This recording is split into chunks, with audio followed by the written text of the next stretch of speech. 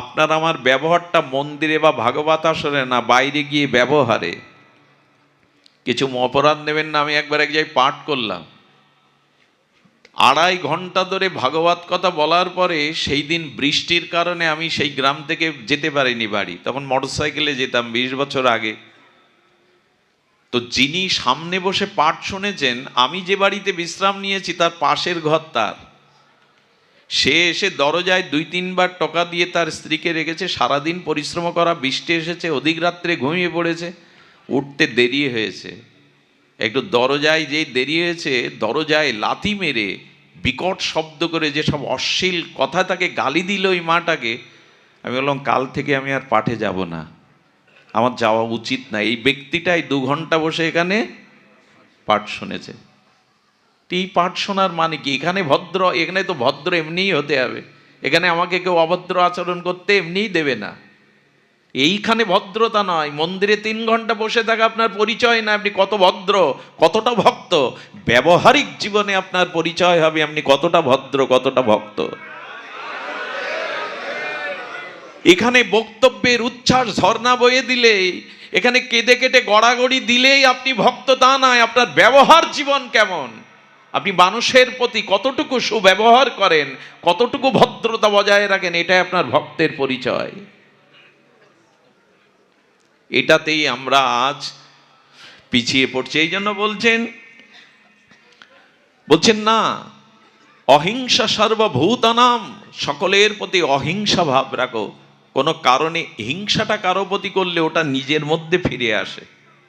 বাসুদেব পরায়ণা, কেন হিংসা করবে না? না, প্রত্যেকের মধ্যেই আমার ভগবান আছেন। কাকে হিংসা করব? সবার হৃদয়ে তো উনি বসে আছেন। হৃদ্দেশ অর্জুন তিষ্ঠতি, গোবিন্দ বলছেন আমি প্রত্যেক জীবের হৃদয়ে আছি। হিংসা যাকে করছেন ওটা আপনার কাছে ফিরে আসবে। এটাই মনোধর্ম। কাউকে যখন আপনি আঘাত করবেন, তার মনের আঘাতটা যেহেতু আত্মা বসে আছে আপনার কাছে আসবে। কাউকে মনে মনে ভালোবাসবেন, তাকে জানতে দেবেন না, ওই ভালোবাসা তার থেকেও আপনার প্রতি আসবে। এটা বলা লাগবে না, এটা টেলিফোন তার লাগবে না। এটাই ভালোবাসার ধর্ম, এটাই মনোধর্ম। যার প্রতি যেমন ভাব আপনি অর্পণ করবেন, আপনার হৃদয়ে সেই রূপ ভাবই আসবে। এটা মনোধর্ম। মনোবিজ্ঞান বলছে এটাই মনোধর্ম। এই জন্য দয়া করে নারায়ণ পরায়ণ, সবখানে ভগবান আছেন, এইভাবেই ভক্তি করুন। আমি বলছিলাম ভক্তি সহজ। এই যে নিষেধগুলো যদি ত্যাগ করতে পারেন, ভক্তি সহজে। আচ্ছা, সহজ কেন বলছি? ভক্তি লাভ করতে যা যা লাগে আপনার কোনোটাকে সঞ্চয় করতে হবে না, আপনার সৃষ্টি করতে হবে না, ওটাও ভগবান দিয়ে দিয়েছে। এই কথাটি একটু মন দিন। ভক্তির জন্য যা যা প্রয়োজন ওটা আপনার নিজের তৈরি করা, আপনার কোথা থেকে জোগাড় করা লাগবে না, সেটাও ভগবান দিয়ে দিয়েছেন। আচ্ছা, হরিকথা শ্রবণ এইটাই তো ভক্তি অঙ্গের শ্রেষ্ঠ। কানকে আপনি তৈরি করেছেন? এখন কানে যে শব্দটা যাচ্ছে, এটাও কি আপনার চেষ্টায় যাচ্ছে না? ঈশ্বর কানে শোনার ক্ষমতা দিয়েছেন তাই। এটা সহজ কি না? ভগবানের কথা সাধু সঙ্গে শ্রবণ করার থেকে বড় ভক্তি আর?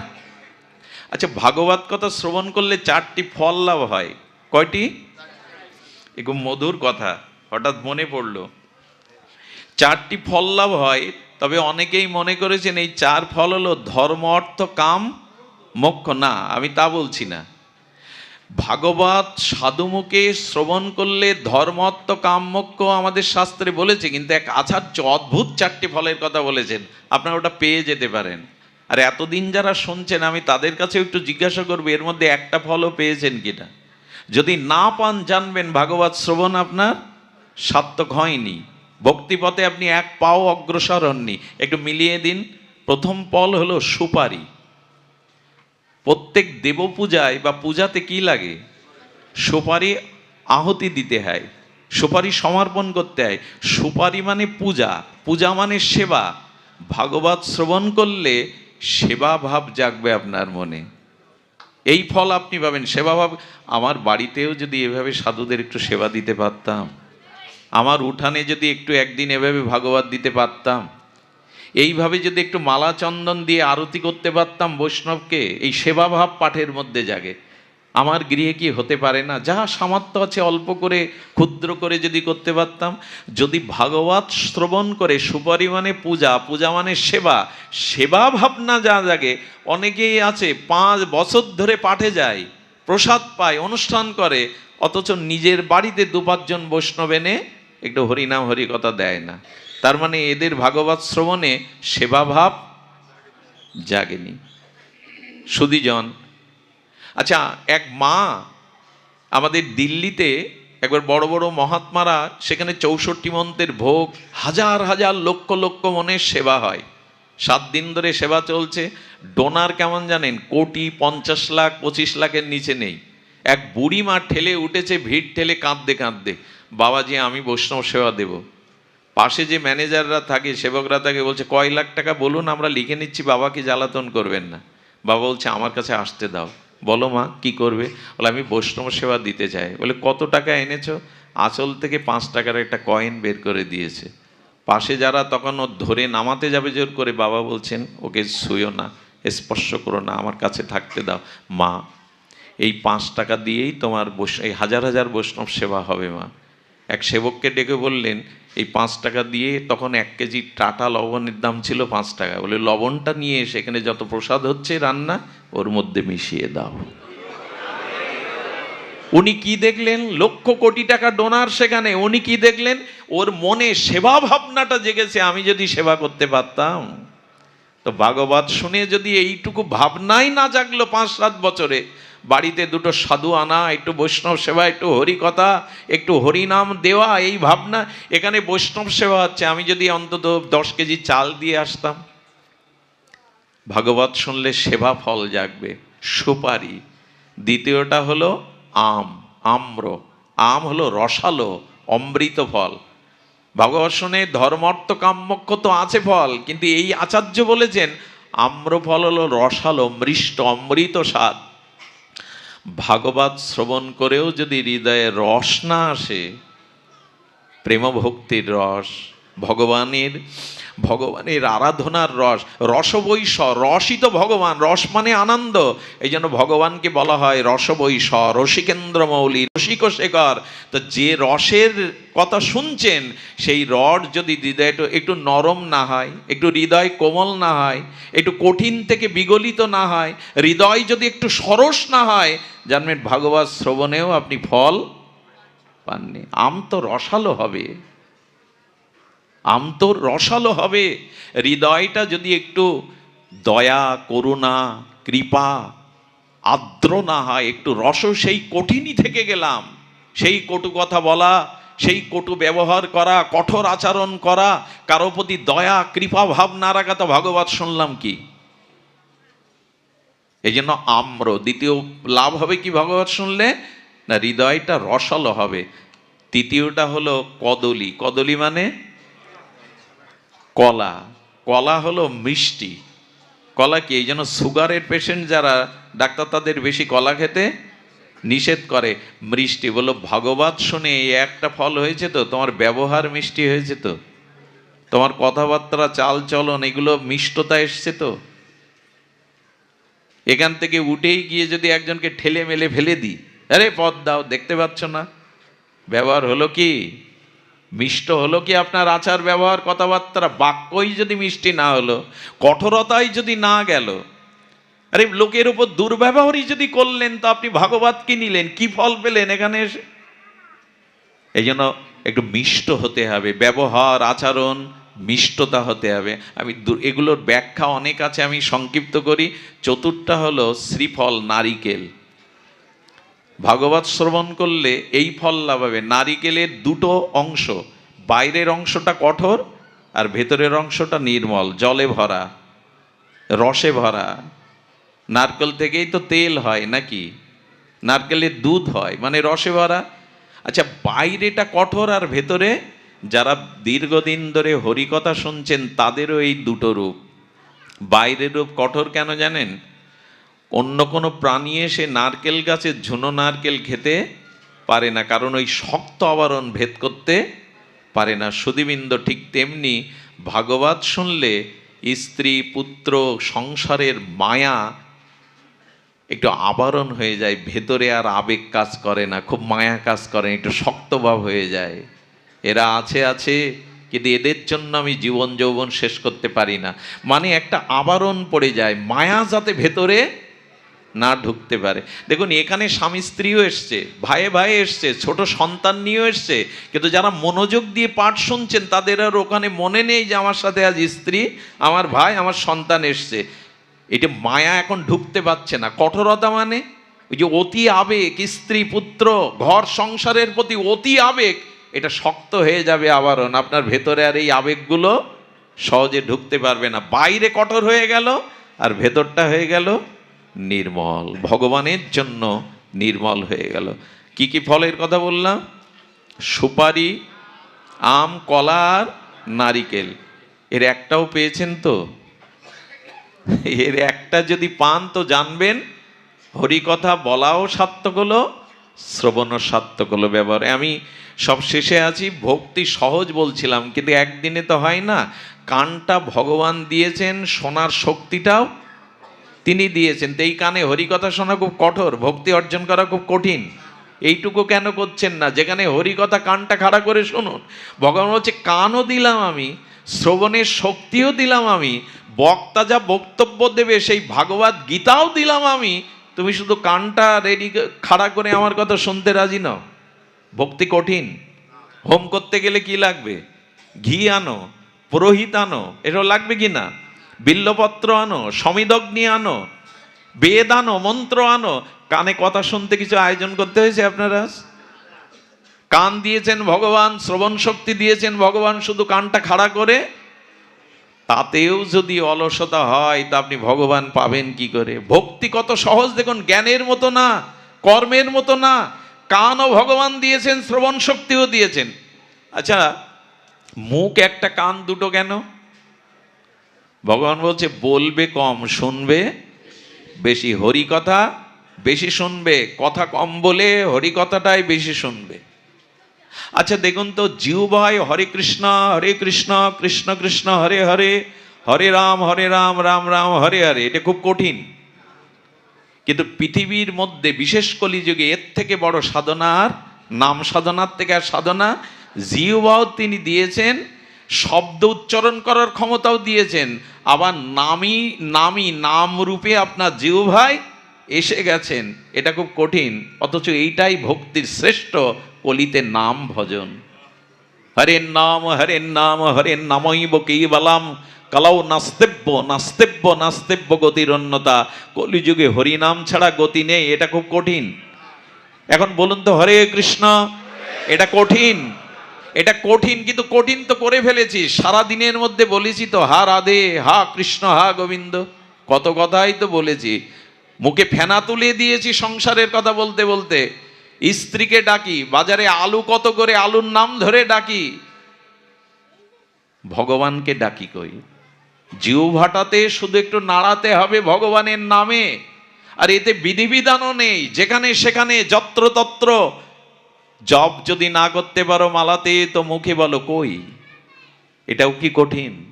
ভগবান পাওয়া কলিযুগে মহাপ্রভু কত সহজ দিয়েছেন। তোমার কোথাও যেতে হবে না, বাড়ি থেকে মন্দিরে, তীর্থে, গয়া কাশিও যাওয়া লাগবে না। যে ঘরের মধ্যে আছো ওখানে বসে কান খাড়া করে হরিকথা শোনার জিভটা নাড়াও। এইটুকু করতেও যদি অলসতা থাকে, দাবি করব কি করে যে উদ্ধার হতে চায়, তোমাকে পেতে চায়? দয়া করে জিভটা নাড়ান, জিহ্বাটা নাড়ান। ওখানে রস দিয়েছে ভগবান, আর একটু ভক্তি রস মিশিয়ে ভগবানের নাম নিন। সবরই কোনো অন্য কিছু করেনি, শুধু রামের প্রতীক্ষায় থাকতো। রাম রাম রাম, সিয়া রাম সিয়া রাম সিয়া রাম। এই এক রাম বলতে বলতেই রাম তার কুঠিরে এলো বনের মধ্যে। মনি ঋষির আশ্রমে যায়নি, আগে সবরীর কাছে এলো। অনুরোধ করছি নামটা নিন, নাম ছাড়া অন্য সাধনা এ যুগে মুক্তি, প্রেম, ভক্তি মিলবে না। নামে অভ্যাসটা করুন।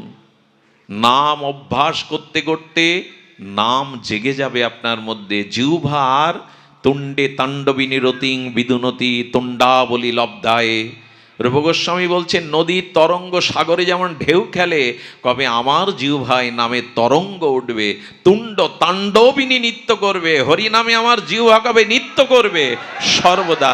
এরই নামই তো ভক্তি, এরই নামই তো ভক্তি। এই ভগবানের নাম দেখুন, জিহ্বা দিয়েছেন ভগবান, নামও দিয়েছেন ভগবান, উচ্চারণের ক্ষমতাও দিয়েছে ভগবান, আর এইটুকু শুধু নাড়ানো, এটা কঠিন।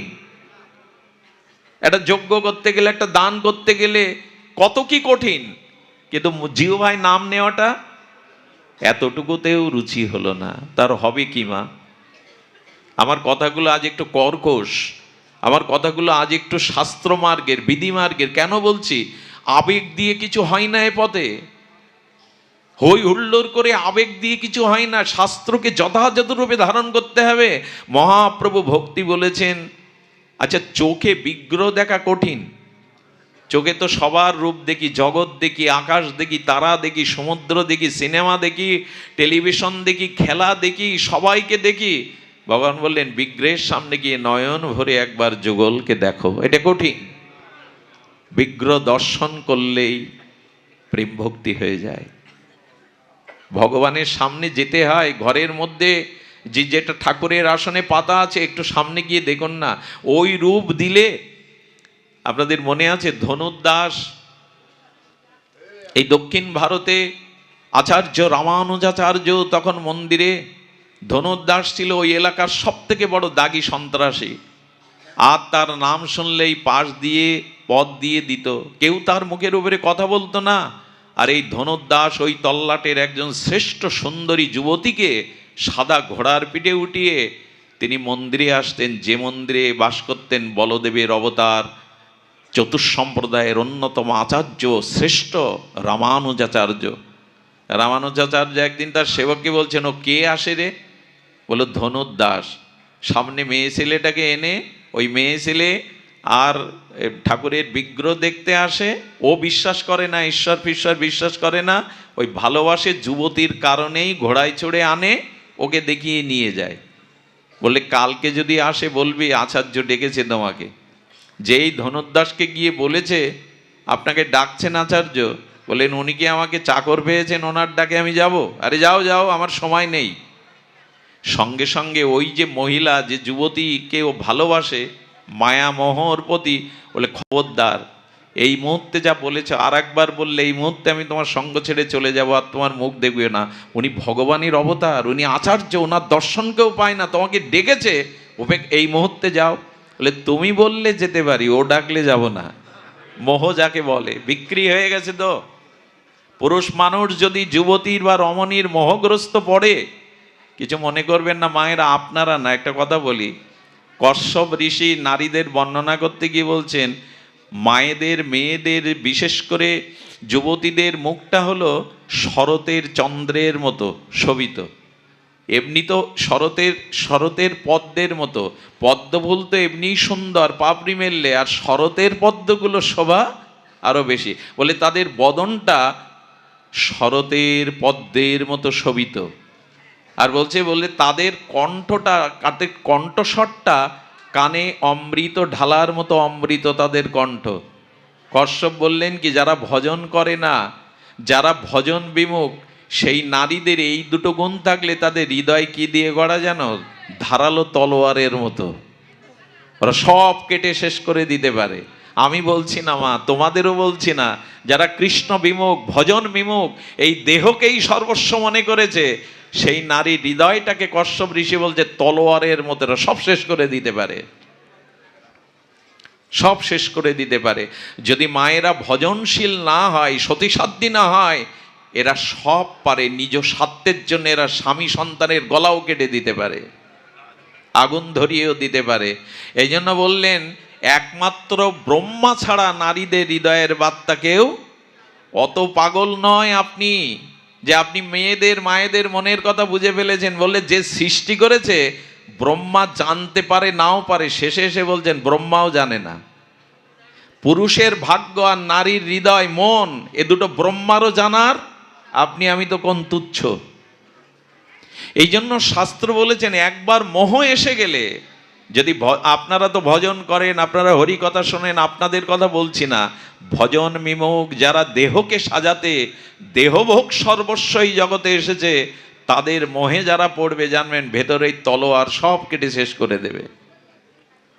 এটা পুরুষদের বেলায় হতে পারে। আমি যেটা বলছিলাম যে এই জন্য মোহগ্রস্ত ধনুর্দাস যেই চলে গেল, রামানুজাচার্য ডেকে বললেন বসো। ওকে ঘোড়ার পিঠে উঠে মন্দিরে কেন আসো? বলো সুন্দরী বলে। বলো ও সুন্দরী না। বলে আপনি তো কখনো মন্দির থেকে বেরোন না, আপনি ভগবান, ওর সৌন্দর্য আপনি দেখেননি, দেখলে বুঝতে পারতেন পৃথিবীর সেরা সুন্দরী। বলে এর থেকে কোটি গুণ সুন্দর যদি তোমাকে দেখায়? বলে হতেই পারে না। বলে যদি দেখাতে পারি? বলে আজ থেকে আপনার চরণেই নিজেকে বিক্রি করে দেবে। ওর থেকে ওই যে মোহ, নারীর প্রতি মোহ অন্ধ করে দিয়েছে।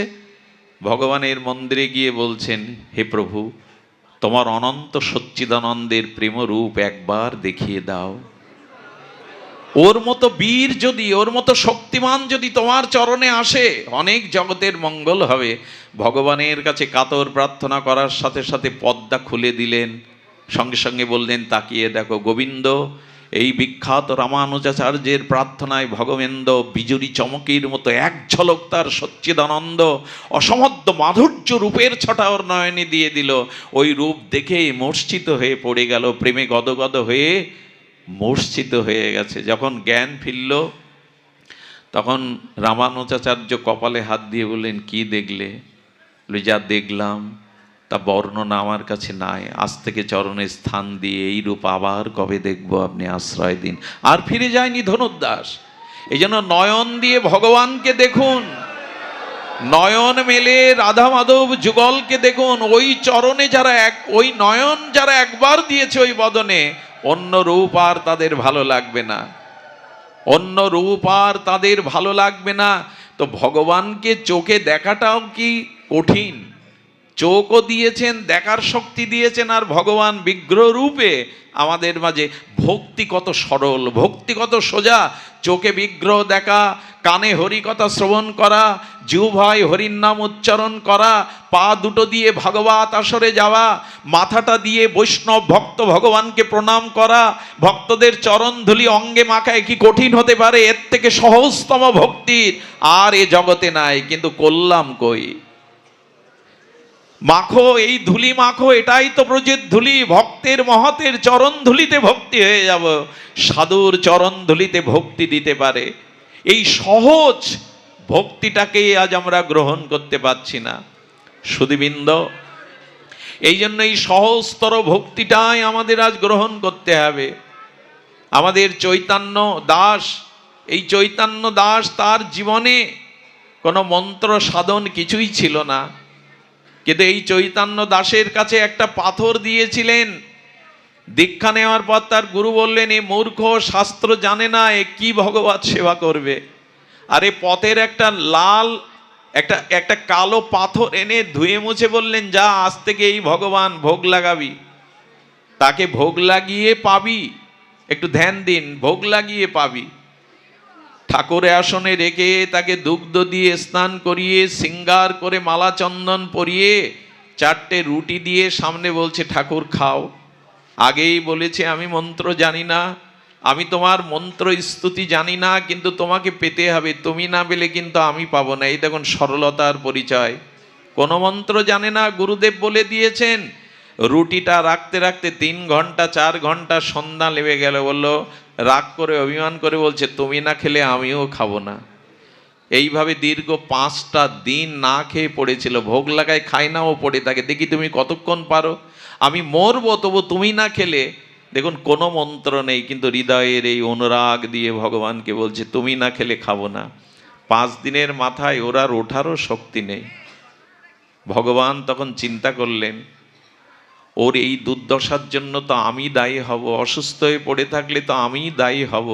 এরকম ব্যাকুলতার কাছে ভগবান পরাজিত হয়ে ভক্ত বাঞ্ছা কল্পতরু প্রকট হয়ে গেলেন ওর কাছে। প্রকট হয়ে বললেন, এই আমি এসেছি, আমি পাবো। আর ভগবান ওর ভক্তির দেওয়া সেই রুটিগুলো, 4টে রুটি 3টে পেয়ে বসেছে।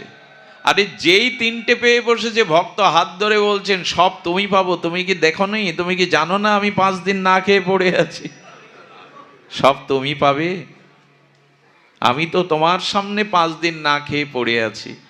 বলে সত্যিই তো মনে নেই। ভগবান তখন হাতে করেই ভক্তের বদনে তুলে দিচ্ছেন রুটিগুলো। 5 দিনের তার ব্যাকুলতা, আর এই ব্যাকুলতায় তাকে ওই রুটিগুলো দিয়ে দিলেন। রুটি পাওয়ার পরে বললেন, প্রভু এবার থেকে আসবে তুমি পাবে, আমি কিন্তু এমনি করেই প্রসাদ পাবো। চৈতন্য দাসের ভগবত কৃপা হয়ে গেল। ভক্তি কঠিন নয়, একটু সরল, একটু হৃদয়। এই বৃন্দাবনেই আসতে মা মা আসতে আমি বিশ্রাম করছি। আসলে এত সুন্দর পরিবেশ, লোভ সামলাতে পারি না, সময়ের কাণ্ডজ্ঞান থাকে না। লোভী ব্যক্তির সামনে ভালো খাদ্য দিলে যা হয়। সুধীবৃন্দ বৃন্দাবনে চলে গেছেন গ্রামের আকাট মূর্খ, আর তাকে সব বোকা হাবা হাবা বলে ডাকে। এই হাবারাম কি করবে? গুরুদেবের ওখানে মাঝে মাঝে পাঠ শোনে, আর গুরুদেব বললেন তুই আর কি করবি, যা ভান্ডির বনে এই গরুগুলো চড়িয়ে বেড়া।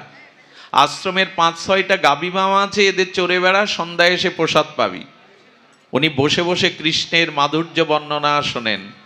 সেই ময়ূর পিচ্ছধারী, ত্রিভঙ্গ মোরারি, বংশীধারী, মুরলীধারী, চরণে বাঁকা নূপুর, বাঁকা মল, এইভাবে যখন গুরুদেব বর্ণনা করেন, বলে কৃষ্ণের এত ভালো দেখতে, এত সুন্দর দেখতে। আচ্ছা গুরুদেব গাভী নিয়ে কৃষ্ণ কোথায় যায়? বলো ভান্ডির বনে। বলো ওখানে তো আমিও যাই।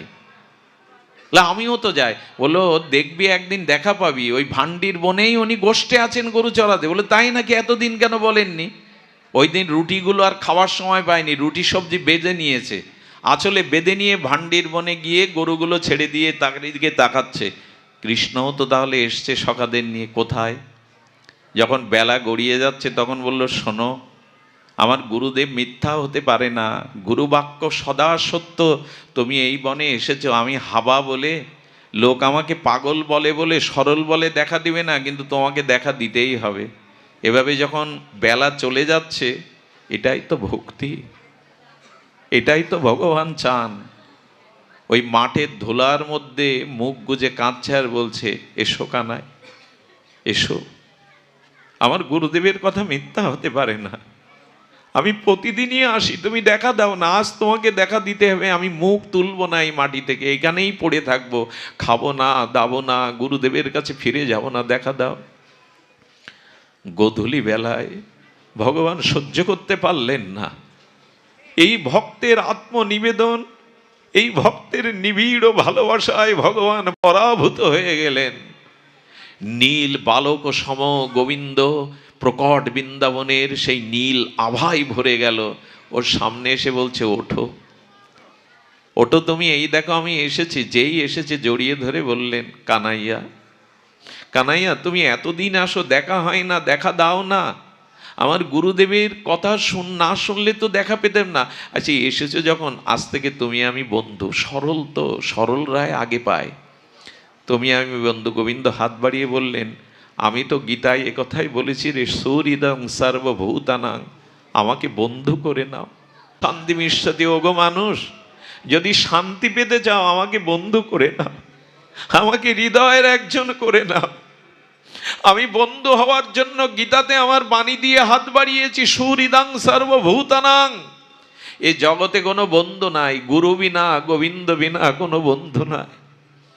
আমাদের জগতের বন্ধু স্বার্থ দিয়ে গড়া। এখানে স্বার্থ না থাকলে আর কেউ কাউকে থাকে না পাশে। এ জগৎটা স্বার্থের, এ জগৎটা কামনার, এখানে স্বার্থ ফোরালে কোনো বন্ধু পাওয়া যায় না। গোবিন্দ বললেন, আমি তোমায় কখনো ছেড়ে যাব না। তখন বলছে কি, দেখো এই রুটি এনেছে, আমিও খাইনি, দুটো তোমার দুটো আমার। গোবিন্দ ছিঁড়ে ছিঁড়ে আর এই হাবার গালে, হাওয়া যাকে বলছি শুদ্ধ সরল ভক্তর গালে দিচ্ছে, ও রুটি দিয়ে দিচ্ছে। এইভাবে 4-5 দিন গোবিন্দ আরও মিলে আর ওই রুটি দিয়ে যায়। ওই রুটি খেতে খেতে, রুটি খেতে খেতে বলছেন, গুরুদেব এবার থেকে 2টো রুটি বাড়িয়ে দিয়েন। আরে আপনি গোবিন্দ আমাদের কানাইয়ের কথা বলেছেন, ও আমার বন্ধু হয়ে গেছে, ওকে আমি ভাগ দিয়ে ভাগাভাগি করে খাই। গুরুদেবের কাছে যখন এটা বলেছে, বলো 2টো রুটি কে খায় বললি? বলি যার পরিচয় দিলেন। তবে গুরুদেব আপনি একটু ভুল বলেছেন, সরল তো, একথা তো গুরুদেবকে বলে ভুল কি, আপনি যে রূপের বর্ণনা দেন তার থেকে কোটি সুন্দর আরো সে, আপনি যে বর্ণনা দিয়েছেন তার থেকে নয়ন ফেরানো যায় না গুরুদেব। ওর চোখে যদি চোখ দেই না, চোখ দিয়ে আপনিই জল যাবে। ওকে একবার দেখার থেকে আমার মনে ওই মুখ ছাড়া অন্য কোনো মুখ আর আসে না। ঘুমিয়ে পড়লে, চোখ বন্ধ করলে, জলের তলে ডুব দিলেও দেখি ওই মাধুর্যময় মুখ। গুরুদেব আপনি যা বর্ণনা করেছেন তার থেকে কোটি গুণ সুন্দর আমাদের কানাইয়া। গুরুদেব বললেন, কিছু ঘটল না তো? যার ভগবত দর্শন হয় তার চোখের ভাষা বদলে যায়, তার চেহারার মধ্যে অন্য একটা মাধুর্য আসে। গুরুদেব আপাদমস্তক দেখছে, সত্যি কিছু ঘটল না তো? সারা জীবন ব্রজে পড়ে রইলাম, ওই কৃপা তো হলো না। ও গরু রাখতে সরলদের হতে পারে। আচ্ছা, দুটো রুটি আমি তোকে দিতে পারি, কিন্তু তোর বন্ধুকে আজ আশ্রমে নেই রুটি পাওয়াতে হবে, পারবি? এ আর কেমন কঠিন কথা, আমি আনবো। বলে যা, আনলে আমি তোকে পুরস্কার দেবো, এই রুটি দেবো এখানে। সেই যে দুটো রুটি দেয়নি আর দুটো নিয়ে গেছে, গোবিন্দ বলছেন ভাগ দাও, এটা খাওয়ার জন্য গোবিন্দ লোভ। তোর ভক্তের দ্রব্যের মধ্যে তো তার লোভ না, ওই দ্রব্যের মধ্যে যে ভক্তি আছে ওটা ভগবানের খুব লোভ। কেড়ে কেড়ে খায়। ওইটা যখন আগলা করেছে তখন রুটিটা হাতের মুঠোয় বলে বলছেন, আজ তোমায় দেব না কানাই। বলে কেন? বলো, যার জন্য তোমাকে পেলাম, যার জন্য ব্রজবাস পেলাম, আমার গুরুদেব আজ আমাদের সেবা আশ্রমে নিতে বলেছেন, তোমাকে যেতে বলেছেন। গোবিন্দ দুহাত পিছিয়ে এসে বললেন, সবাইকে দেখা আমি দেই না রে, সবার কাছে আমি ধরা দেই না। যুগ যুগান্তর মুনি ঋষি তপস্বী সাধন ভজন করে আমাকে পাই না। তুই সরল বলে, হৃদয়ে নিষ্পাপ বলে আমি তোকে দেখা দিয়েছি। তোর গুরুদেবের পাণ্ডিত্য আছে, কিন্তু তোর মতো সরল বিশ্বাস তোর গুরুদেবের না। তখন কি করলো জানেন? রুটিটা আবার আঁচলে বেঁধে বলল, আমার তোমাকে পাওয়ার কারণ গুরুদেব, তুমি যদি আমার কথা না রাখো, আজ থেকে তোমার সাথে আমার বন্ধুত্ব খারিজ। আমি আর তোমার মুখ দেখবো না, আমি আর কোনোদিন তোমার জন্য রুটি এনে ভাগ দেবো না, যাও তুমি চলে যাও। কতটা ভালোবাসলে এ জাতীয় অভিমান আনা যায়? যখন গোধূলি নেমে আসছে, গাভীগুলো নিয়ে ফিরবে, মন মুখ গোবিন্দকে দেখবার জন্য, কিন্তু বললেন না, গুরুদেবের কথা রাখতে পারবো না। তুমি নিষ্ঠুর, তোমার ভিতরে দয়া মায়া নেই, তোমার দিক। গোবিন্দের ওই যে বেদনা গোবিন্দের বুকটাকে ভেঙে চুরে দিচ্ছে। গোবিন্দ না পেরে দৌড়ে এসে হাত ধরে বললেন, যাস না, তুই আমাকে বলে থাকতে পারলে আমি তোকে বলে থাকতে পারবো না। ওরে, যে একবার আমায় চাই সে না চাইলেও আমি তাকে সারা জীবন চাই। যে আমাকে ধরে সে আমাকে ছাড়তে চাইলেও আমি আর তাকে ছাড়ি না, এটা আমার স্বভাব। যাস না, যাস না, আমি তোর গুরুদেবের কাছে যাব, তোর সাথে আমার বন্ধুত্ব। এই হলো ভগবৎ প্রেম। আমাদের থেকে তিনি কোটি গুণ ভালোবাসেন, আমরা তাকে কতটুকু ভালোবাসতে পারি, তিনি কোটি গুণ আমাদের ভালোবাসেন। আজকে গুরুদেবের আশ্রমে এসে বলছে, গুরুদেব দেখুন, আপনি যেভাবে বর্ণনা করেন, সেই বাঁশি হাতে ময়ূর পুচ্ছ নীলাভ শ্যামল অঙ্গ ত্রিভঙ্গ মোরারি দাঁড়িয়ে আছে।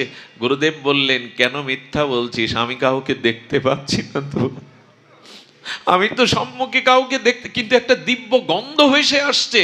ওরে, কাকে দেখছিস তুই? বলো, গুরুদেব দেখছেন না। কৃষ্ণের হাত ধরে বলছে, সখা, আমার গুরুদেব তোমায় দেখতে পাচ্ছে না কেন? ওরে, আমি সহসা কাউকে তো দেখা দেই না, আর উনি আমাকে দেখতে পাবেন না। বলে কেন? বলে, আমার একটা নিয়ম ভাগবতে বলা আছে, আমার ভক্ত কৃপা না হলে কেউ আমাকে পায় না, আমার ভক্তের কৃপা না হলে কেউ আমাকে পায় না। গুরুদেব তখন বললে, ওরে, তোর ভগবানকে দেখা আমায়, তার চরণের দিব্য অঙ্গ গন্ধ পাচ্ছি, একবার দেখা। বারবার যখন ছটপট বলছে, কানাই সখা, আমার গুরুদেবকে দেখা দাও। বলেন, উপায় একটাই, তোর গুরুদেবকে তোকে স্পর্শ করতে বল, তোকে স্পর্শ করতে বল, তবেই আমাকে দেখতে পাবে। যেই ভক্তকে স্পর্শ করেছে, ত্রিভঙ্গ মরারি ললিত ঠাম শ্রী গোবিন্দকে দর্শন করে বসেছে। গোবিন্দ প্রকট হয়ে দর্শন দিলেন। আরে গুরুদেব কৃষ্ণচরণ না, গুরুদেব তার নিজের শিষ্যের চরণে লুটিয়ে পড়লেন। ওরে, আর শিষ্য হয়ে তুই ভগবানকে পাইয়ে দিলি, আর শিষ্য হয়ে তুই ভগবান দর্শন করিয়ে দিলি। কৃষ্ণের চরণে না, গুরুদেব শিষ্যের চরণে প্রণাম করে বললেন, যে আগে কৃষ্ণ পায় সেই তো শ্রেষ্ঠ, সেই তো গুরু। জড়িয়ে ধরে বললেন, তোর জন্ম সার্থক, তোর জন্ম সার্থক, তুই আমাকে কৃষ্ণ মিলিয়ে দিলে। সুধীবৃন্দ, এই জন্য ভক্তি বড় সহজ, তবে কপটতা ত্যাগ করে সরল হৃদয়ে ভগবানের সাথে সম্বন্ধ করুন। এই হরিকথা শ্রবণ, হরিকথা জিহ্বায় কীর্তন, নয়নে গোবিন্দের মাধুর্য, চরণবদন দর্শন, ভক্তবদন দর্শন, এগুলির মধ্যে দিয়ে ভক্তি হবে সহজ সরল। সুধীবৃন্দ, আপনাদের সবার মঙ্গল হোক, কৃষ্ণ ভক্তি হোক। আমি অত্যাচার করে অনেকটা বেশি সময় নিয়ে বসেছি, এই জন্য আপনাদের চরণে ক্ষমা প্রার্থনা করে যারা এই অনুষ্ঠানের আয়োজন করেছেন তাদের কৃষ্ণ প্রাপ্তি, ভগবত প্রাপ্তি হোক। আর চিরদিনের মতো আমাদের ধনঞ্জয় কৃষ্ণ দাসের কিছু গ্রন্থাবলী আছে, সদ্গ্রন্থাবলী, গৌড়ীয় গ্রন্থাবলী আপনার সঙ্গ করবেন। আপনাদের সকলের চরণে সশ্রদ্ধ দণ্ডবাদ প্রণাম। বাঞ্ছা কল্পতরুভশ্চ কৃপা সিন্ধুভ্য এবচ পতিতানাং পাবনেভ্য বৈষ্ণবেভ্য নমো নমঃ। আমাদের দাদাজি অত্যন্ত ভালো মধুর রাধা নাম করেন। আমি দাদাজিকে নিবেদন করব, আমাদেরকে একটু দয়া করে আপনি রাধা নাম শোনান। ভাগবত সপ্তাহ 2025, বাথানবাড়ি, খালিয়া রাজর, মাদরীপুর, দীপক মাস্টারের বাড়ি। 1-2 অজ্ঞারণ 108 শ্রী বৈষ্ণব চরণদাস বাবাজির রাধাকুণ্ড শ্রীধাম বৃন্দাবন। 3 অজ্ঞারণ আমার নাম আছে শ্রী বিল্লমঙ্গল দেবনাথ এই অধম। 4 গৌর গোবিন্দ দাস বাবুগাজ বরিশাল। 5 অগ্রহায়ণ শ্রী অপরূপ গৌর কিশোর দাস বাবাজি। 6 অগ্রহায়ণ 108 গোপীনাথ দাস ব্রহ্মচারী গুরু মহারাজ, প্রতিষ্ঠাতা গোপাল গোবিন্দ সেবাশ্রম চুমদ্দি, আপনার নিমন্ত্রিত ভক্তপ্রভার।